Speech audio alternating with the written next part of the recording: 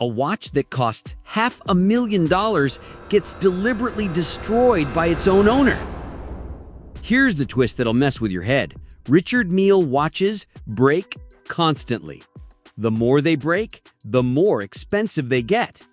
And the richest people on Earth, they're fighting to buy them. This isn't about telling time. This is about telling the world you've made it.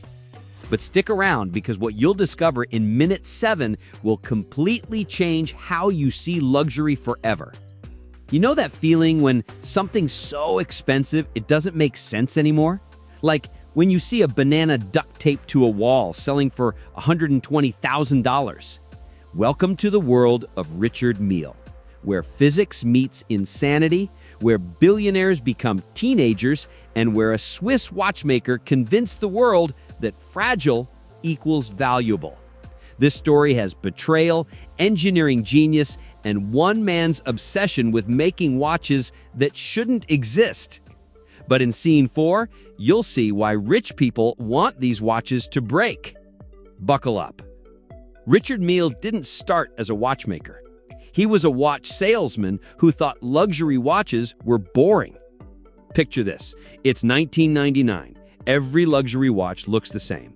Gold circles, Roman numerals, boring. Mille looked at a Rolex and thought, this thing would shatter if I dropped it.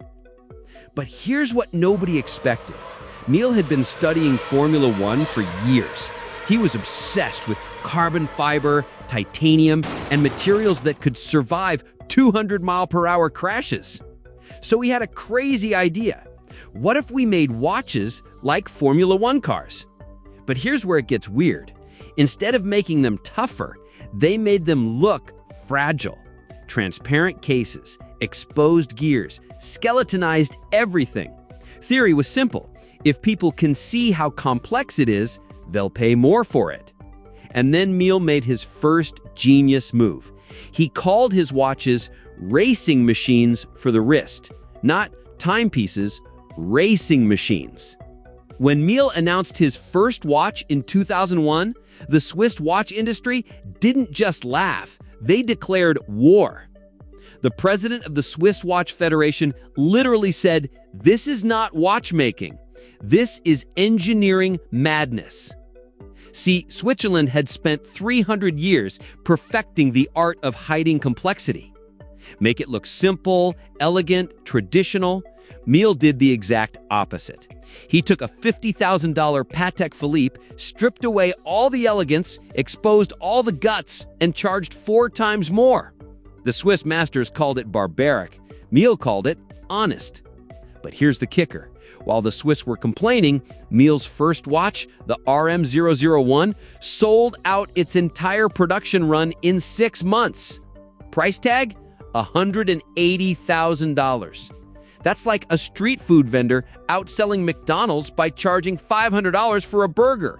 Sounds impossible, right? Here's where the story gets insane. Mille didn't just want to make watches, he wanted to make watches that could survive space. He partnered with aerospace engineers who worked on Mars rovers. The same people designing components for space missions were now designing watch parts. They tested these watches in centrifuges that simulate 5,000 Gs of force. That's enough to liquefy a human being. The watches survived. They froze them to -40 degrees F, heated them to 140 degrees F, dropped them from buildings, shot them with air cannons. Normal watch testing? You drop it once and hope it doesn't break. Richard Mille testing? You torture it for 6 months and see what's left. But here's the twisted part. All this engineering wasn't to make the watches tougher. It was to make them look like they shouldn't exist. The more impossible the engineering, the more people wanted to wear it. It's like owning a piece of the future on your wrist. Now we get to the part that broke everyone's brains.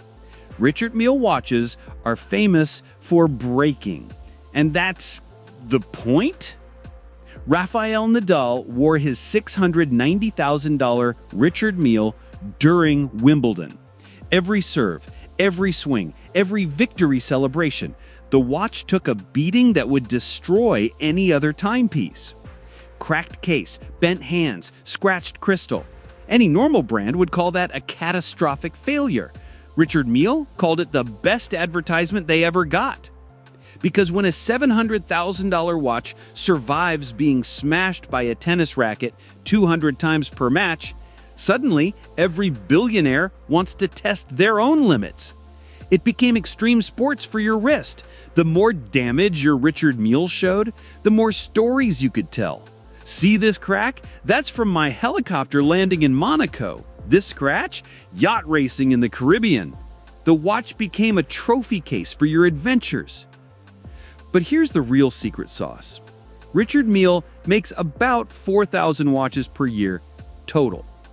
Each watch takes months to build. We're talking aerospace-grade titanium carved by machines that cost more than most people's houses. Single components machined to tolerances smaller than a human hair. One master watchmaker spends 6 weeks just on the movement, by hand. That's 240 hours of human genius compressed into something the size of a cookie. The sapphire crystal alone takes 40 hours to machine. 40 hours for one piece of glass. Meanwhile, Rolex makes 1 million watches per year. That's like McDonald's making 4 burgers per day and wondering why people line up around the block. And get this, you can't just buy one, even if you have the money. You need to be approved by Richard Mille. They literally interview billionaires to see if they're worthy of spending $500,000. Jeff Bezos got put on a waiting list. A waiting list. The man who owns Amazon had to wait in line like everyone else. Some believe this is just marketing theater, but the psychology is bulletproof. The harder something is to get, the more we want it. Then came the celebrity endorsements, but not the kind you'd expect. Drake wore a $750,000 Richard Mille to a basketball game. Jay-Z had a custom $2.5 million version made. Pharrell wore his to the Grammys. But here's the kicker. Richard Mille wasn't paying them. They were buying these watches themselves and flexing them on Instagram. Free marketing from people worth hundreds of millions? That's like Tesla owners making their own commercials and paying for the airtime. But then it got competitive. Celebrities started one-upping each other. Drake's $750K wasn't enough when Jay-Z showed up with $2.5 million, so Drake bought a $5 million custom piece. It became an arms race measured in millions. Who could wear the most expensive piece of engineering on their wrist? And Richard Mille just sat back and watched billionaires compete to give him money. The brand had created something more valuable than a product. They'd created a competition. Remember that broken watch from the beginning? That wasn't vandalism.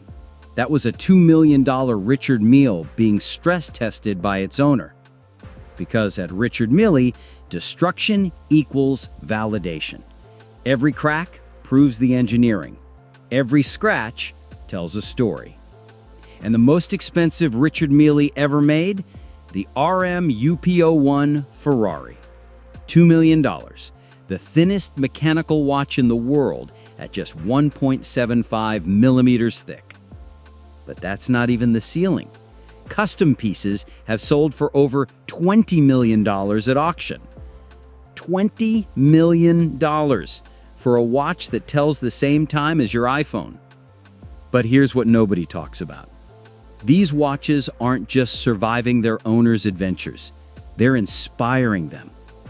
When you're wearing a $250,000 piece of engineering that can survive a plane crash, suddenly you feel invincible. It's not just a watch. It's liquid confidence strapped to your wrist. But here's the part nobody talks about. Richard Mille didn't just sell watches. He sold proof. Proof that you've transcended normal human concerns. Proof that you can afford to gamble $500,000 on your wrist. proof that you're not just rich, you're stupid rich. And in a world where everyone's trying to prove something, Richard Mille became the ultimate flex. So why does a Richard Mille cost more than a house? This isn't just about time. It's about time travel. Transport yourself to a world where money becomes meaningless and physics becomes art. Richard Mille turned watchmaking into performance art. And the performance? Convincing the world that expensive equals exclusive, fragile equals valuable, and complicated equals cool. In the end, Richard Mille proved something profound about human nature. Give us something rare, complicated, and ridiculously expensive, and we'll find a way to want it. What are you willing to pay to prove you've made it? If that blew your mind, wait until you hear how Rolex convinced the world that steel is more valuable than gold.